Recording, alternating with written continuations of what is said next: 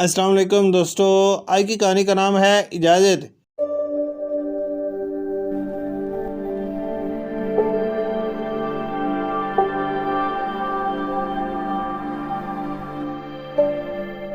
اے رکو، کہاں بھاگے جا رہے ہو؟ وہ گھر سے نکلے ہی تھے کہ گریدار آواز نے انہیں روک لیا۔ ہوں تو چپ کے آوارہ گردی کے لیے نکلا جا رہا ہے۔ ابو کی کرخت آواز نے ہمیں آگے بڑھنے سے قطعی انکار کر دیا۔ ہم ٹھٹک کر رک گئے اور ساتھ ہی آواز باختہ بھی ہو گئے۔ ہم سٹپٹا گئے۔ ابو نے پھر پوچھا، ہاں تو کہاں جایا جا رہا ہے؟ رمشا، عمیر، زبیر اور جمل نے آنکھوں ہی آنکھوں میں جھوٹ بولنے کا عندیہ دیا۔ ابو، ہم پکنک منانے جا رہے ہیں، ورنہ پلاننگ تو رات بھر کی تھی، موج مستی کرنے کی، اجازت لینا ضروری نہیں سمجھا۔ ابو کی کڑکدار آواز نے مزید سہما دیا۔ بدن پر ہلکا ہلکا ریشہ طاری ہونے لگا۔ کچھ نے نگاہیں جھکا کر اقرار جرم کیا اور کچھ نے سادہ سے لب و لہجے میں حرف مدعا پیش کرنے کی صحیح کی۔ دراصل آج چھٹی ہے اور ہم نے ابو نے فوراً بات کاٹی، یہ نہیں کہ چھٹی ہے، تم سب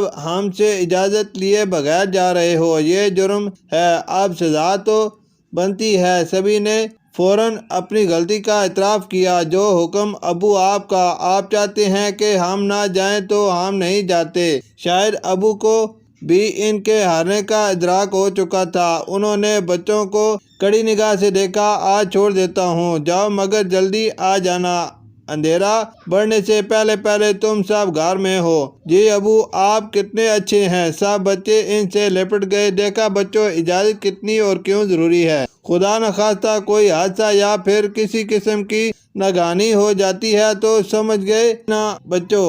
بچوں نے اپنے ابو سے کہا کہ آئندہ ایسا ہرگز نہیں ہوگا، ہم آپ کو بتا کر اجازت لے کر جائیں گے۔ وہ شور مچاتے ابو کو ہاتھ ہلا کر جا چکے تھے۔ شکریہ۔